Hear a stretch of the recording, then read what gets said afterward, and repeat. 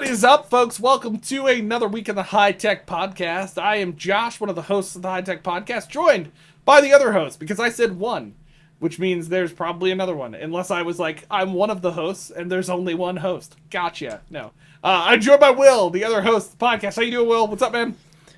Another day in paradise, baby. You're really leading into that being your new phrase. Is that the case? You know, if it works, it's like a broken clock, right? It's right twice a day. So that's one of my 2 times. We'll see if I can get it right a second time or not. I guess to be honest, that catchbroken is not one I've heard often in my life, and I'm just realizing. Another day in paradise or the clock? No. The clock thing, that a broken clock is right twice in a day. Both of these are things that my dad used to say. He used to say, you're like a broken clock. You're right twice a day. He would say that, and he'd also say, another day in paradise. But there are different ways a clock can be broken. What if I break the hands off the clock? You know what I mean? There's no hands anymore. It's not right any time of the day. We're going there, are we? Yeah, or what if it's like that weird digital clock brokenness where how not all the parts of the number are there, you know what I mean? It just doesn't show a block. Like a 4 is just like a line with another line, it's more of an L, if you will. I'm throwing out some holes in the thought process. I have a clock directly above me, and it is set at 7:20. Yep, I just let it run out at one point, and it's just forever at 7:20. That's not correct. So. I don't know if you know that. That's not the time. Not currently the time. Yeah, it's not currently the time.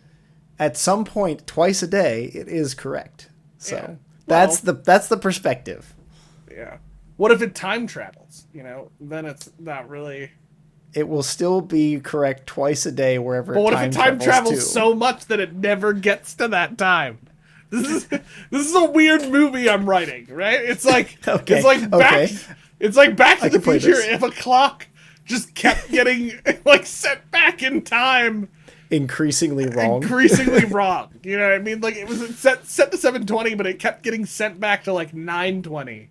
And the time just never happened. Yeah, it's right. Is that the idea? That's kind of the idea. Yeah, it's the vibe. You've shot holes in my saying, dude. Yeah. I don't know what to do here. I think this is the next Russo brothers movie. That's just I'm throwing out some thoughts here. This sounds much more like a Christopher Nolan than a Russo brothers. This is where they branch out. They finished Avengers Doomsday. They're like, now we're gonna get into indie movies about clocks time traveling. You know what I mean? It's gonna be this is their next hit. Why are the clocks time traveling?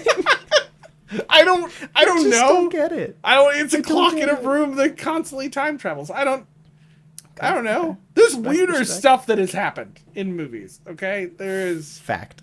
Have you seen the movie? Sorry, we're diverging here for a hot second, folks, in the High Tech Podcast, but this is important. Have you seen the movie Rubber? Rubber? Do you know what the movie Rubber is? No. Okay. Do I have to look this up? I'm about to shatter your entire universe, right? Okay? Rubber is an entire movie about a possessed tire that tries to kill people. No. Literally, the movie 2010? Yeah, it's a vibe, man. A homicidal car tire, discovering it has destructive psionic power, sets its sights on a desert town once a mysterious woman becomes its obsession. It just wakes up one day. One day it realizes I'm a tire with thoughts and feelings. No, the trailer, it just stood itself up. Yes! Guys, this isn't Everything Everywhere All at Once where it's trippy and weird and the rocks talk to each other. This is just a tire. The tire drives itself. It literally wheels itself around, I think, like the Arizona desert, doesn't it? It's that's the vibe. The trailer starts with the tire standing itself up out of the sand. Yep. Rolling out of the sand down to a street, but as it's rolling, it says on screen, "Meet Robert." And then that title goes away. It goes, "The Little Tire." And then it rolls up onto a street in front of a cop car. And I'm watching this. I believe it kills the police officers. Yep, it does. Yep. It's a homicidal tire that woke up one day. No. Why does You this know? exist? The real question you should be asking yourself is, Josh, how did you watch this movie? You know what I mean? How did you watch this movie, Josh? I went through a stint in my early, probably pre-college days, pre-us hanging out days, where like, so my friend Jed and Oliver, Yep, who's also your friends now because you come to game night. We've been friends for a very long Dig, time, brother. and we used to. That'll only make sense to Jed, and he doesn't listen to the podcast, so It's fine. I'll send him deal these 5 seconds. with that, people. It'll be a whole thing. So anyway, we used to watch bad horror movies, okay? And so I've been down the spectrum from Rubber to another good classic, Killer Clowns from Outer Space. That's a solid one. They turn people into cotton candy and drink their insides. That's a thing. Yeah, no, it's a thing. It's a thing. Yep, it is. Yeah, my favorite part about that episode, or that show, we're on episodes. My favorite part about that movie is that there's a character carrying a beer can that's just covered in white paper that says beer in black text. And because they couldn't get like the branding to get a brand in there. Right. Yeah. So and he's trying to hide it from the police officers because he's in high school. And it's like the lamest way to try to hide beer. It's literally just like a can in his arm, like he's carrying a baby that just says beer. Anyway, Killer Clowns of Outer Space. It's a classic. You should watch it, listeners. And the High Tech Podcast episode today will be all about bad horror movies. No, I'm just joking. That's not the case. I've been down a weird spectrum though. I've seen snails from under the water try to kill people. That's a good one. That's a classic. There are some weird horror movies out there, man, from the old days. It's a weird vibe. It doesn't make sense. Okay. Yeah. So anyway, welcome to the High Tech Podcast, where we sometimes diverge into totally useless conversations. Where everything is made up and the points don't matter. Exactly. We're like, whose line is it anyway, but without all the money. So opening. Okay. So just a reminder, before we get too far into things, the High Tech Podcast does have things on the internet. We are on the interwebs. Yes, we don't just recommend good movies. We also have a website. Make sure to subscribe to the High Tech Podcast on all socials if you don't already. Either at High Tech Podcast or at High Tech Pod. Tell us what your thoughts are about Rubber the movie or some other things that you've watched. It's a spectrum. Anyway, if you'd like to get in touch with us, let us know how offended you are that we talked about Rubber the movie. You can email us at inbox@hightechpod.us and address it to Will because I won't read it. We also have a website called hightechpod.us where we have episode pages that have nothing to do with homicidal tires on our website. Do think this week the episode should have a trailer for Rubber. Do you think we should link to the Rubber trailer? Okay. So if you want to see the Rubber trailer, go to the episode page on hightechpod.us this week and check that out, as well as links to our other sources. So, enough of that. Okay? Enough of weird movies that Josh has watched. What are we really here for, What are we Josh? really here for? The meaning of life? Nope. We're not here to talk about that. We are here to talk about, does tech make life more complicated? That's the subject of this episode this week. Let me give a backdrop, right, to why we want to talk about this, right? So, one, it has the word tech in it, and we're the High Tech Podcast, so that seemed easy. And we're not deeply thinking today, because Will and I got dinner and drinks before recording tonight, so we're in a good place. So, anyway, no, I want to bring this up, right, because, Will, I think you to test this, you have a story related to this, too, as well, but this came up again. I haven't heard this in a while. I heard this a lot when I was training faculty more consistently. Right now I oversee a team, and so I'm not necessarily as involved in the day-to-day training, so I don't hear this as much, but I would hear faculty talk about this all the time, or the learners I was talking about, right?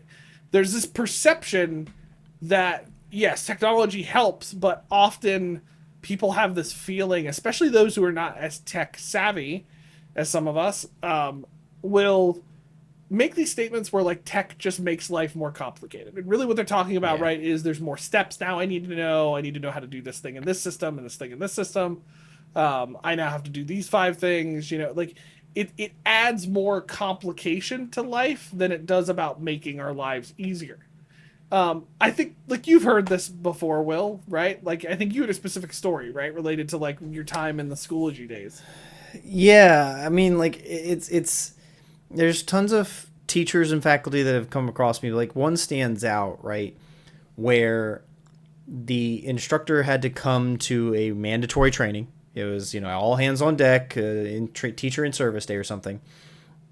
And I was walking with them maybe to like a break, a snack break, or maybe to lunch or something. And just one of the older, teachers said to me, "Oh, I'm going to retire before I need to use any of this stuff." Because the conversation was like, oh, with everybody else, it's like, oh, what do you think of today? How's it going? Do you have any asks or questions? I'm trying to like get feedback from them. Is there anything I can improve in the demonstration, or is there something I should add, or just? And this person's just like, yeah, don't bother.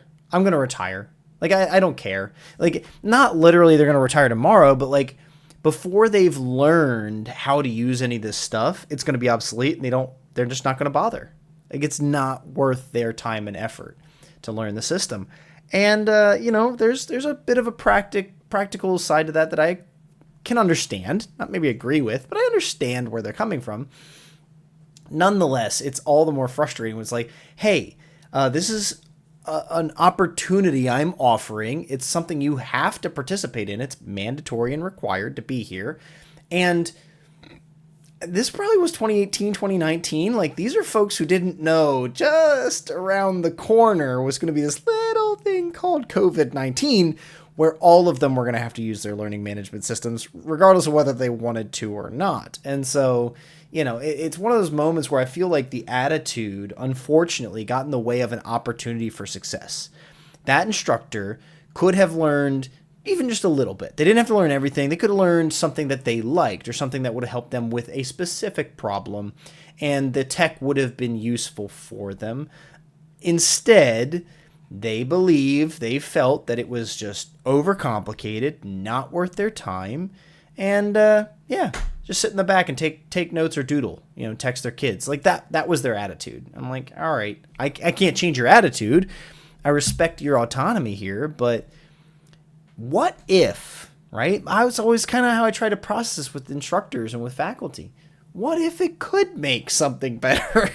If you gave it a chance, maybe you could have found something that was going to make your day-to-day life or your entire semester, your entire school year easier, better, faster. I would often say, like, the tools that I was there to show folks with Schoology or other technology was not how to teach. I never try to take that tack with people. I am not there to teach them how to teach. I'm here to show them a tool that might reduce their administrative burden. It make it easier to teach, right? Put the grade book in there. Put the submission due dates in there. Put like easy stuff in there, because then you don't have to worry about it. It's in the learning system, and the students will follow the learning system. If you don't know how to teach, I can't help you with that. But the tech was there intended to make it easier, not get in the way. And I think the issues where they felt like it was getting in the way was more about their attitude. And that's honestly, it's not a judgment, it's just an observation, because I know it's not easy to learn all this stuff, and it's not always fun, but it can be worth it if you take a shot. And I can think of a couple other faculty who did take the plunge eventually, whose attitudes did change, and whose teaching did change as a result of using the technology. Like, I can think of those success stories, but one of those big moments is that person who was just like, yeah, I'm going to retire before I need this. Okay. Like, sure. Yeah. Yeah, no, I didn't have necessarily those situations. I've seen similar, like, they didn't explicitly say it to me, mainly because I feel like if anybody's more approachable in this group, it's Will. I give off vibes if you say that to me. It won't be a great day for you by the end of the day. So maybe I just don't get more of that. But no, I think so here's the deal, right? Like, we like to talk about tech a lot in the podcast, and so I think it's important to deal with this issue. Whether you're somebody who likes dealing with, adopting tech and using it in different places more often. Usually if you're listening to this podcast, it's probably the case, but some of you might be learning how to like pick up more tech, or you have stuff that you're looking for, right? And so I think it's important to address this question: does tech just end up making things more complicated? right? I don't necessarily disagree that sometimes it does, right? Like there are times where by adding things in a gradebook now in Canvas, there's more of a pull to get data out of Canvas, which means there's more systems involved around your grading that didn't exist before when you were just recording it in whatever piece of paper you were recording it at. I don't know. I don't remember those days pre-grade book in the LMS. So but That's a fun question. yeah. I've never not used an I'm trying to LMS as remember grade what. book. Yeah, I'm trying to remember what I got grades in as a student. I don't know. Anyway, so like I don't disagree that that can make things more complicated, but I don't think, like for instance, where this triggered for me was a statement I just heard on a survey related to AI from somebody who was filling it out, who said basically like we keep just adopting all this technology and making things more complicated. They're supposed to make our lives easier, and they're kind of pushing by constantly having to change and adopt new technology. It just ends up becoming this huge like tech stack. They don't put it in this term because somebody who's making this comment probably doesn't even know what tech stack means. But basically meaning of like a giant tech stack of just overly complicated solutions. And like we've both seen that in places, so I don't disagree. So I think what we're trying to get at in this podcast is, does tech make life more complicated? The answer is it can. But do I think tech itself is the problem? No, I think there's reasons tech end up making things more complicated, and it usually has more to do with how we engage with it and implement it than it does the actual tech itself, right? But before I get to that, there is one other thing I want to say. Tech, there's another side of this, right? Like, so an example I have recently was a professor at some point saying, like, this is more complicated for them. It's easier for them to track the grades on a piece of paper, whatever. You know, it wasn't just like they had a random piece of paper. It wasn't like they pulled out a napkin from TGI Fridays and were recording grades on it. I wouldn't be surprised. I don't know. They had a system, like they had a notebook of things they're putting grades in, right? So, but the first thing I would encourage those listening, if that's your perspective, because this adopting tech requires you to change the way you're doing something. That's part of the reason tech sometimes feels more complicated. I call it the initial like adoption curve, right? Where like you're doing something differently than you did before. That's why it's making life more complicated. And in some cases does make life more complicated. For those who were just recording on paper, I'm sure if you liked doing it, it was super easy, or you record it in Google Sheets, whatever. Right. It's probably super easy for you to just put it in the sheet that you know how to use. You put it in there instead of the LMS gradebook. It's not easy. Your students getting access to those grades. The other team that you're working with, like I've seen this where like we add workflows to teams with tools. Let's back off from the teacher side and talk about like I've added workflows to teams where there's a bunch of steps they need to follow. And that makes their life more complicated because they now need to follow these steps as opposed to the way they were doing it before. But overall, for the whole team, it actually makes things less complicated and it helps. So one of my criticisms and pushback is I feel like it's a very you-focused perspective where like it's just about how it impacts you. A lot of times technology being adopted either on a team or in teaching and learning is about creating a better experience for someone else that might actually require some more work from you, but at the end of the day is actually better for the whole experience. Yes. So that's probably, I mean, you clearly agree. Like that's one of my big pushbacks in that area as part of it, right? Well, and a little piece that I'll make a parallel here between, because we make this point all the time. It's not new to the world or the industry, but like the pencil was once cutting edge technology. We've talked about that so many times before. Like the 5 years typewriter. Yeah, just 5 years ago, the pencil was still the leading. It was the leading technology. Tool. Yeah, it was created by Steve Jobs. The Apple Pencil. No, I've been doing technology. I've been doing some work recently, some projects, which like unfortunately is pretty manual. And I just was thinking through it a second ago. It takes me 12 steps, right? So I have to do this thing for work, and there are 12 clicks. I have to, I have to copy, I have to paste, I have to copy again, I have to paste, I have to check.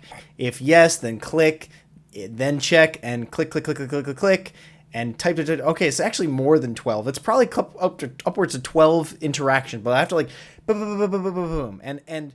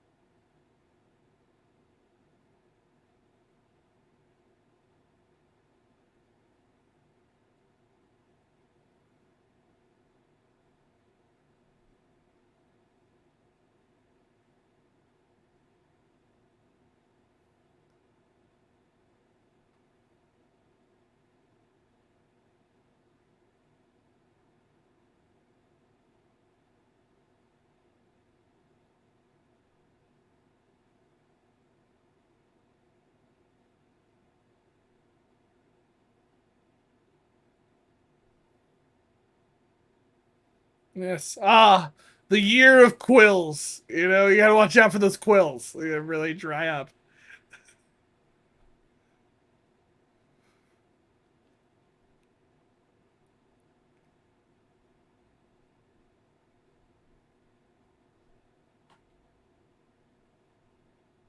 Yeah.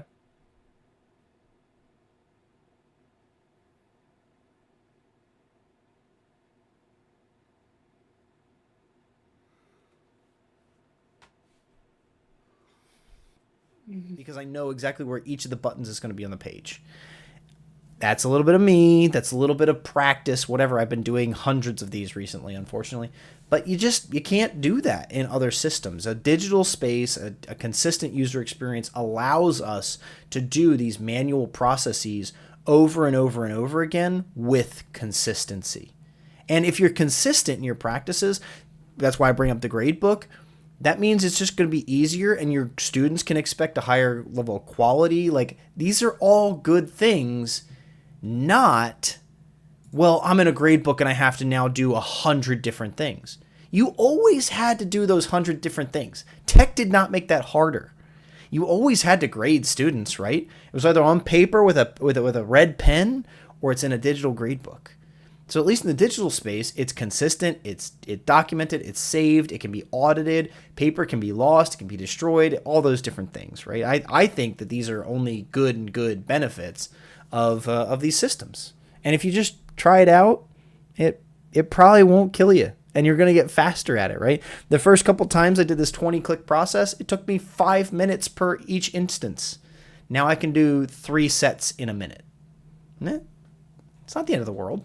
Yeah.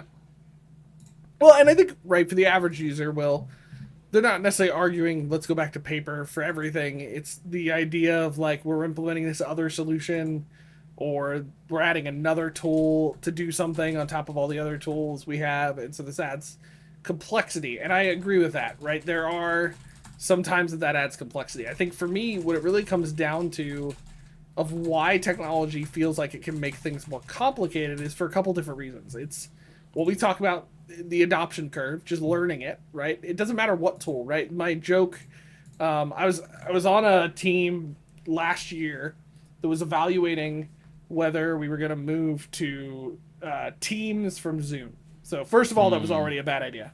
But there's a lot of different reasons. And like, I remember sitting in a conversation with someone in that meeting, and they were basically talking about, well, this shouldn't be that big of a lift because the tools aren't gigantically different. And he's not necessarily wrong. Like, the interface of Zoom and Teams is not gigantically different. There's a share button somewhere. There's a leave your button, meeting button. Mute. There's a chat. There's a mute.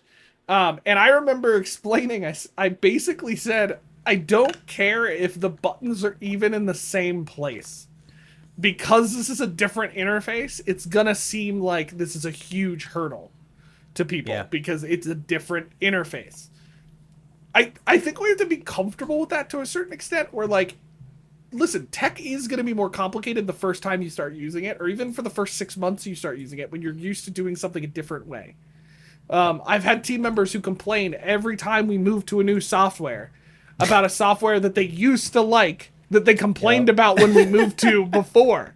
Right? Like, it's like, that's part of this. Tech feels more complicated because it's newer. Those who are feeling like AI is just making things more complicated, it's making things more complicated. It just came to what we know it to be a couple years ago, and it keeps evolving. So yes, it is going to make certain things more complicated, but that doesn't mean it can't help with efficiency or help us do things we couldn't have done before. Right? Now, I think one of the other reasons tech can feel more complicated is something that is more in our control, which is not just the newness feeling. It's implementing tech badly. This has never happened to you, Will, right? It's always smooth. No idea what you're talking about. Nobody makes bad decisions about how to implement tech. It's always great, not right? once. Okay, so I'm only the one with the experience. Will has had a charmed I'm perfect. life. Yeah, my experience. No, right? Like, tech can be implemented badly, right? Like, so let me give you a good example. Recently, I was talking with someone who will not be named, but was talking about a CRM stuff and what it could be implemented for and related to a certain thing. they discovered that an entire module of this CRM had not been implemented, like for anyone. Like no one was using it, and it could be basically the solution that we needed for everything, right? Yep. But somebody's talking about buying another CRM, right? Yep. Like these are the things that make things more complicated. People make bad decisions about how to implement things or not careful decisions, right? Like you and I have all been in the room or adjacent to the room, Will, of what I call speed implementation, which is basically like, oh yeah, that tool will be great. Let's just buy it. And then no one gives any thought to how it's going to be used, right? And Will and I have talked about this on the podcast before. Technology is not a silver bullet to solutions. And so it's not just about the technology, it's about the system that you adopt and move along with undergirding that technology, right? Some technology come with their own kind of system that you need to use, right? Some don't. They're just a technology, and you need to come up with your own system of how to use that technology.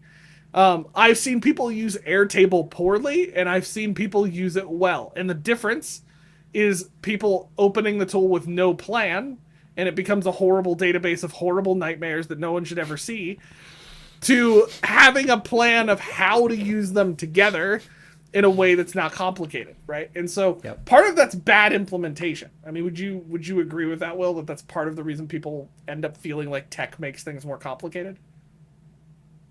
Yeah, and I'll explode the word implementation to mean like the adoption process with end users, trainings, documentation, knowledge base. Like there's so many things that go into implementing a new tool or whatever that if you miss one of those big pieces, the whole thing falls apart.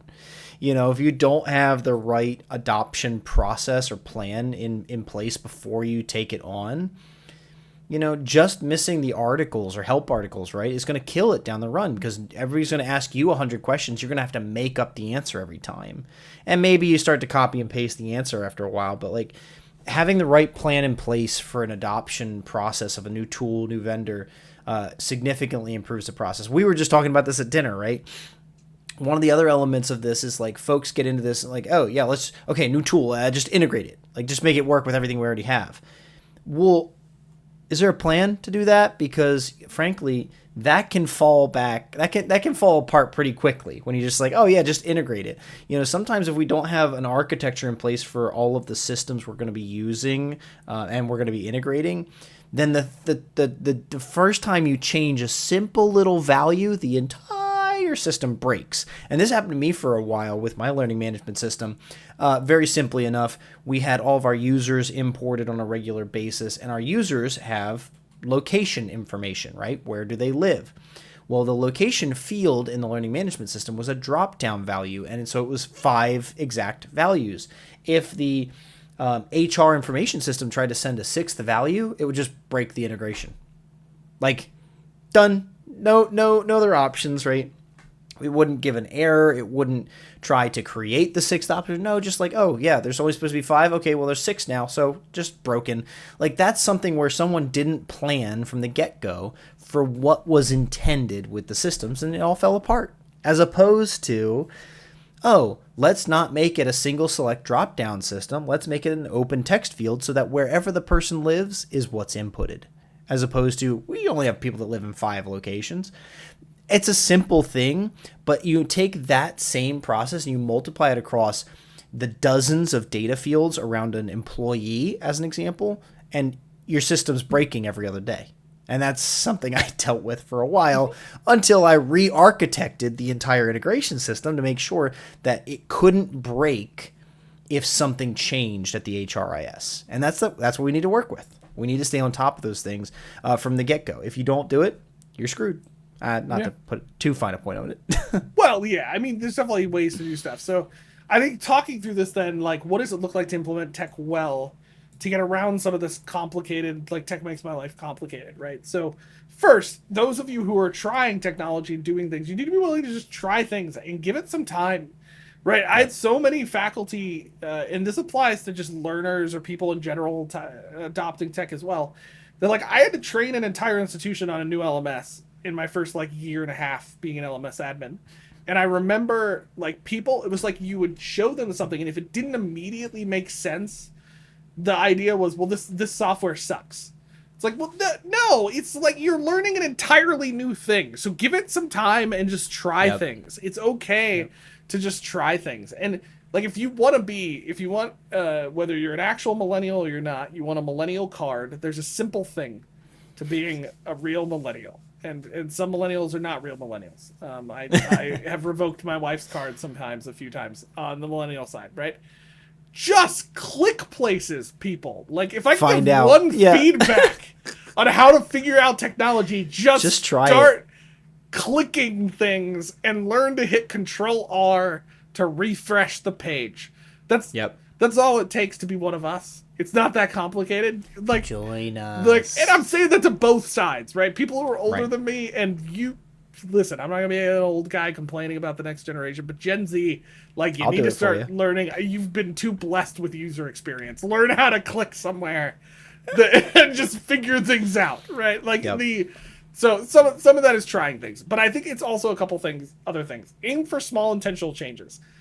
I made this mistake early on as well. Like, there's a temptation when implementing tech that you just want to kind of implement everything all at once, right? And that can be very overwhelming. And so I think trying to find ways where you change small things at a time can actually be really helpful, because then people only have to learn a finite thing or pick a small thing, right? So like a perfect example that I'll give is when we were switching over to Canvas as our LMS, we didn't have guidelines as an institution yet about how faculty should use the LMS, which like is crazy. We were just talking about this today of how crazy a world that was.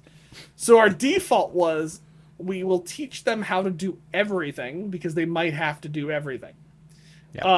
That was a horrible mistake. If I could go back in time and slap myself in the face, I would do it. Okay, I would go back in time. I would say, you're an idiot, past Josh. Don't do this, you dummy.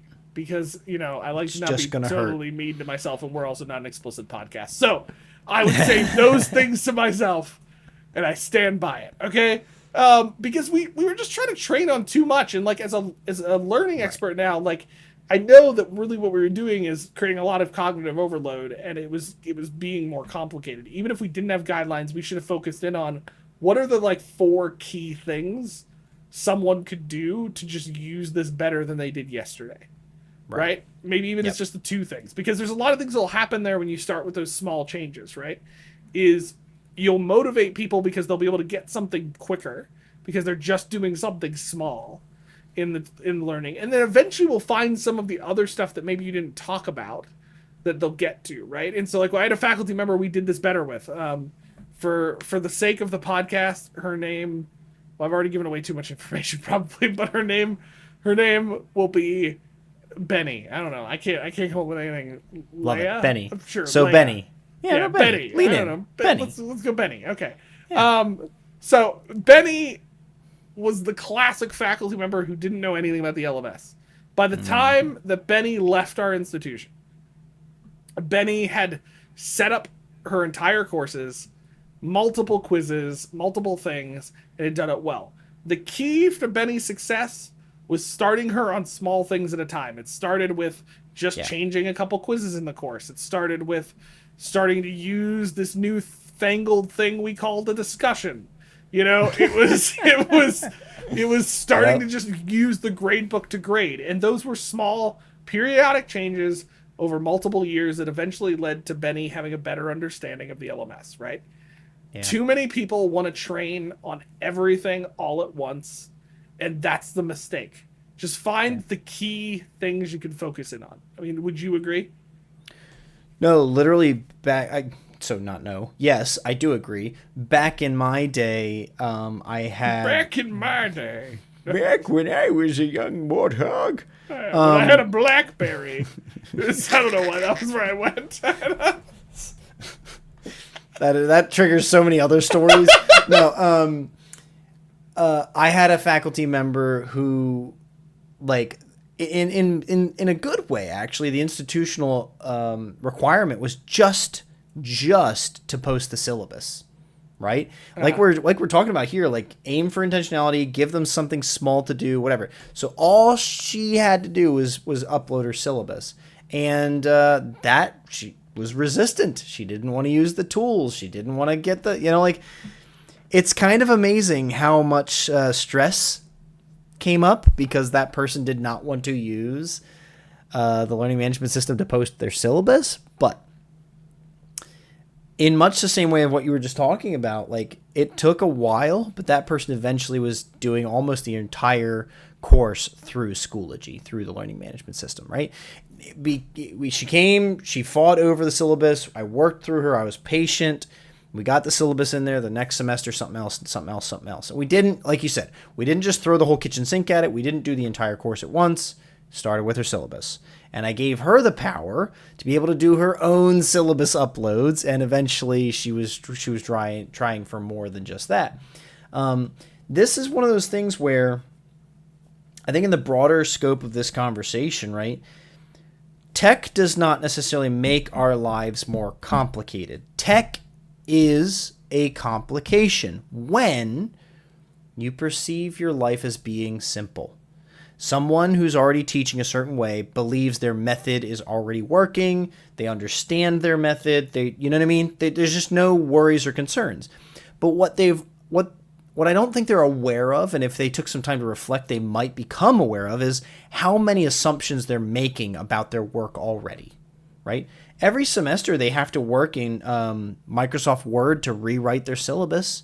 Every semester they have to submit grades to the registrar in a specific tool. You know, there's things they're already doing and have been the standard operating procedure for 10 or 15 years in higher education.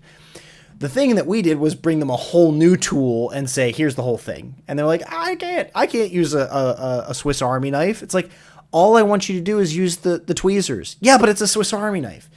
But all I want you to use is the tweezers. Yeah, but it's a Swiss Army knife. They can't get past the fact that it's a Swiss Army knife. I'm like, just use the darned tweezers. It's not that hard. You know how to use tweezers. It's going to be fine.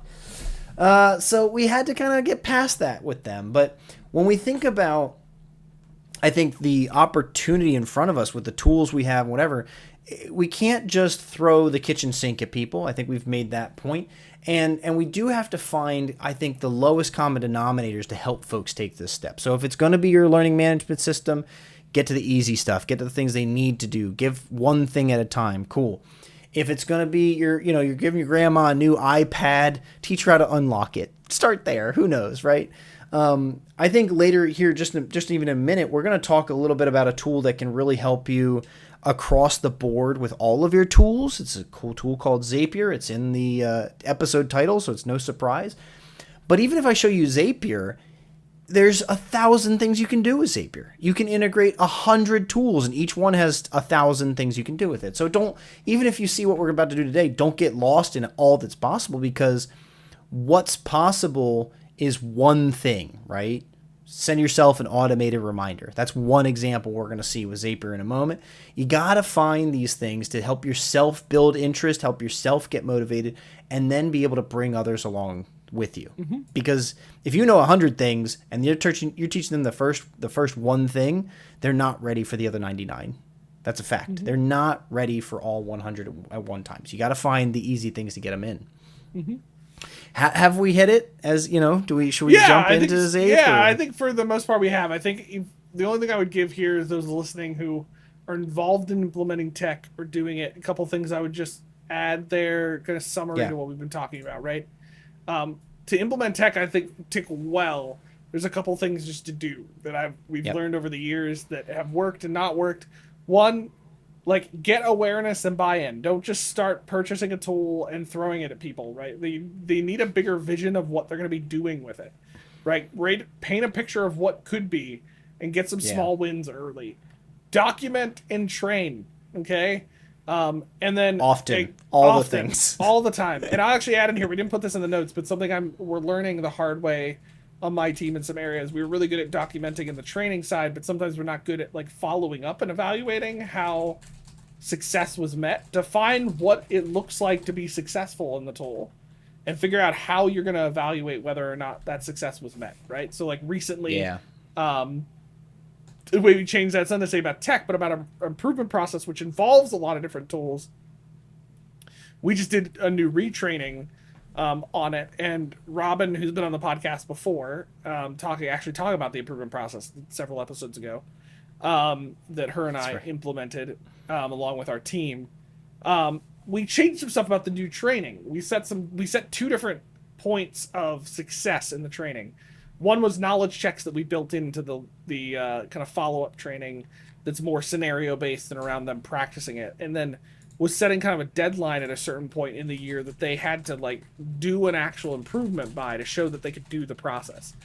Too many people, and I saw this on corporate, I see it in higher ed, they figure out what the tool they want to use is. Maybe they define what success looks like, and then they just throw a whole bunch of documentation and training at it, and then they're done. They wipe their hands, they consider it a successful project, but then people start using the tool in ways they didn't intend it to be used. So that follow-up and evaluation of success, I think, is important. And just acknowledge what the limitations are and what affordances are given by the technology. This went a long way with people when implementing tech, when we were implementing the new LMS. Like, yes, Canvas is not perfect. Rubric guy should be never talked about. Okay, whoever made rubrics for Canvas / apparently the delay it took for my storyline module to import today should not be allowed to talk to the rest of the human race. Okay, but sorry. Like, acknowledging that can go a long way. No tech tool is ever perfect, and pretending that it is a lie. Even the Great Notion that we talk about on the podcast is not perfect. Wow. So surprising. They're close to it, but they're not perfect. No. So that's about it. One of the other things I think the preamble to this then would be think about how your tools work together. This is something that I really appreciate about the team I work on and the time we're given. Will knows this. We spend a lot of time considering when we implement new tools or processes how we can reduce extra double effort or human effort in a way that makes the kind of obnoxious administrative work not something that's burning up all of our time, right? We were just doing it today. I was working on what it looks like to connect 2 of our tools in a process for creating calendar invites for trainings instead of having somebody create those stupid calendar invites from an Excel file somewhere. That's my other side note. If you use Excel, sorry, this is Will's gonna feel attacked. If you use Excel files for everything, that's also why your tech is making your life more complicated. Okay, move on. Create automation. So my team uses a tool used to be called Integromat, it's now called Mink, to do a lot of that. It's kind of an in-house tool where you can build some solutions for it and automate and connect different tools. You don't need to know a lot about coding. You just need to know how to use their tool. A more accessible one is a tool called Zapier that also does that more people would probably know in some fashion because it's a little bit more, their pricing plans, I think, are more accessible to the average person and what they've done. And so, like, this is also a way you can make tech less complicated is automation and connecting your tools to do things that you wouldn't have expected before. So, with that said, Will has done that with Zapier, and so we wanted to kind of take some time to talk about like how a tool like Zapier can actually make technology less complicated and save some time. So that's enough from my voice. Will, zap us with some Zapier knowledge, you know? Well done. Well done. All right. Let's do some screen sharing, folks. Short and sweet with this one. Not going to go too far with this. I'm gonna show a little bit. Zapier has some really accessible free options, and I want to point out some functionality here. So I manage and oversee this community called Pedagogy. Big participant in it. Love it so much. It's really cool if you're in instructional design, learning design field. Go check it out. Pedagogy on Google. You can just search it. I don't really know our link or anything, but it's out there. Yeah, there we go. One of the things, though, when I took over managing it was like, hey, new members. It's kind of difficult to stay on top of all the submissions all the time and invite people and give them there's a lot of like really routine steps. So I thought to myself, why don't we make a Zapier for this? And I said back to myself, no, self. That's joking.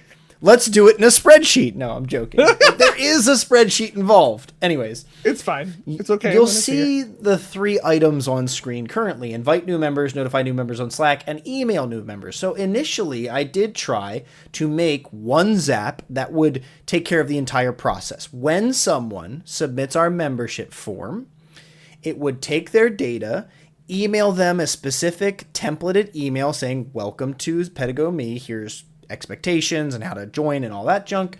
And at the same time, through Slack, send them an invitation to join the group. Now, I built that and I started to use it, and you can see that the status is off because after my unknown to me 30-day free trial, it stopped working because a Zap with multiple tools in it does not work.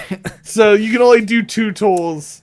I got in the free plan. Okay, in the freemium. Exactly. Okay. Yeah. I got somebody didn't read the fine print. I didn't know I was in a trial. And that's how Will spent $5,000 on. No, I'm just joking. I just had to put in my credit card once. Yeah. No. So what I did then was I broke it out into 2 separate Zaps. Oh, darn, right? You can notice in my free plan, bottom left-hand side, I have 2 of 100 tasks. So I can actually accomplish. You're getting close. You need know, to watch that. I'm really you need to watch pushing those the limits numbers over here. Yeah. I'm going to go send a whole bunch of free members just to Stop it. Don't mess with me. If you This is my free system, bro. Go subscribe to Pedigo Me Come make sure it's 101 in a month. I want to see who the last person is that gets kicked. You suck. I love you. So the short and sweet, right, is that this one Zap contained that entire workflow. I couldn't do it for free anymore, so I had to break it out into 2 workflows. So, and this is what it had to do. In this first one, literally, if someone submits the form, they submit their email address in it and has all this info. And so it captures that email address.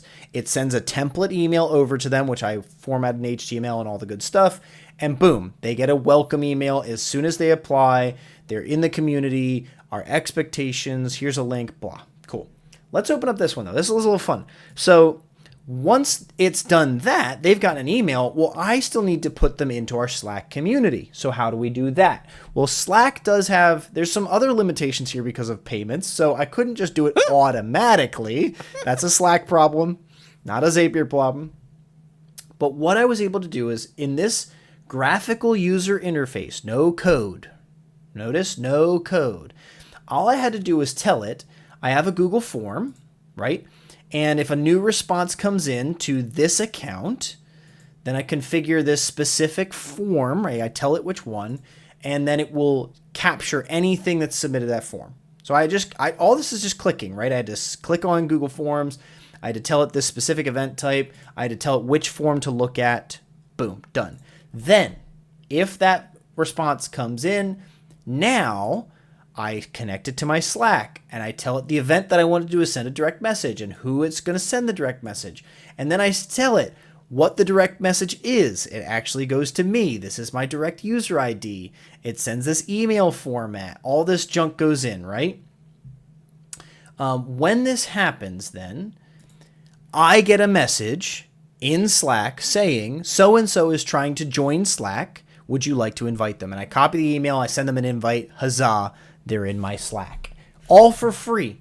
I didn't have to use any code. I didn't have to use anything special. I had to get my user ID, and that was all I needed to create this Zap for complete free purposes.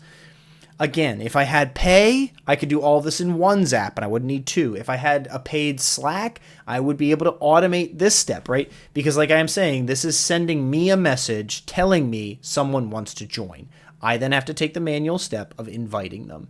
If it was paid, I could do it by auto-magically, as I like to say. But I'm not paid, so I live in this free world, and that's all. I started with the task. I get people that want to join, and I want to get them in quicker. Because we were sometimes doing it once a month, even, inviting our new members. And we were losing people because they just weren't following through once they'd been invited. So getting this to be automatic and as quick as possible really helped me and the entire process move quicker, move efficiently. I get a little ping on my phone. Bada bing, bada boom. Yep. Solve one discrete problem. My users need to get a notification about something. Solve that problem, and I bet you're going to find all sorts of automations that can really help you from there. Yeah. Our team has done very similar things with, like I said, a different tool. But this is what I love about like a Zapier. I think people think to automate things, they have to really know how to like do SQL or do the fad term until AI, API. Basically, everybody wanted to everybody to know how to do API before AI became a thing. Yep. Tools like Zapier allow people without that level of experience to be able to engage and do stuff. Like my team was able to automate a lot of workflows. We have an entire database now that lays out all of the automations we have in place, because we have a lot of automations. But the main person who built them has very little, now has more experience now because he's had to learn some of that to develop it in some areas, but knew very little scripting and API. He just kind of used the tool and what the cool people call a GUI interface, as you will. Yes. Which just means like an interface like Will showed, like kind of a canvas-ish looking click the button, click and play. Click another button, just keep clicking buttons. And here, Zapier even has Copilot in it, so you can ask it like, oh, I want to try, like I just said, I need to invite my new members to my community, right? I need to invite my new members to a Slack community. I type it that, and it's going to try and talk me through how to do all the work I need to do. Or respond back and say, good luck. No, I'm just joking. Yeah. Funny, though. Like, also possible. Copilot's like, cool, I also don't want to be a robot. So, like, And me. But also, people are looking to connect into, like, OpenAI stuff and create custom GPT stuff. This is one of those solutions. Zapier and a lot of other tools like them have connections already into AI tools. So, like, again, back to past episodes Will and I have talked about, you don't have to be a crazy expert in coding or doing this stuff to be able to do this stuff anymore. That's why Zapier exists for tools. Like we've had him on the podcast before, Michael, who helped do the rebrand for the podcast. He uses Zapier in his process. We've seen it when he onboards clients, right? He doesn't have API background or coding, at least that I know. Maybe he's hidden it somewhere in the plethora of skills that man has. But like he just used Zapier to do that stuff. And again, he also, I think, uses free plan access to be able to do what he needs to be able to do. So like Zapier is a tool that can make tech less complicated by connecting the different tools that you have and doing stuff. And I'm amazed by the amount of people who don't know that stuff. You know, the amount of people who are like still sending 5 different emails every month manually, when like a Zapier can very easily pull it out of even Excel if you want to. Like you, sorry, I'm just bashing. It hurt you to say that, didn't it? I know it hurt a little bit. It can even pull it out of Excel to be able to send email templates from a database, right? It's this type of stuff is not crazy for the average team to do and can be spun up fairly quickly with a tool like Zapier. So even the average teacher listening to this podcast, you can automate things in your classroom that you didn't think you could with Zapier. So definitely check it out. Yeah. All right. That's the tool. That's the conversation. You've gotten a lot out of us this week, all for free, just because we love doing this. We'll charge you later. No, I'm just joking. Or you can donate through our Buy Me a Coffee at hightechpod.us. Just true. Saying, you know. Will hasn't had a coffee in a long time, you know, so you need to donate. I haven't had any coffee, guys. That's actually not true. Yeah, we did it. Is tech more complicated? No, we're making it more complicated. And I think, yes, tech can be a part of complication, but just start with something small. It's going to make your life that much better if you go for it, so. All right, folks, this has been 198. As always, find us on the socials at High Tech Podcast or at High Tech Pod. Email us at inbox@hightechpod.us if you'd like to be on the podcast, sponsor us, engage with us, critique us, challenge us, all the good things. And every episode has an episode page at hightechpod.us, our website, where you can find all of our affiliates, our connections, our episodes, our smiling faces, whatever you want to find. It's on there at hightechpod.us. I've deleted those. I'm just joking. Yeah, they're still there. Good. Get rid of them. We don't even want them. Gosh. I had AI remove the smile. You know, he's just scrubbed it out. No more smiles for you. No more smiles. No smiles for you. Well, until we get some new smiles next week, this has been a wrap on 198. Until then, empowering minds. Embracing tech. Cheers. Cheers.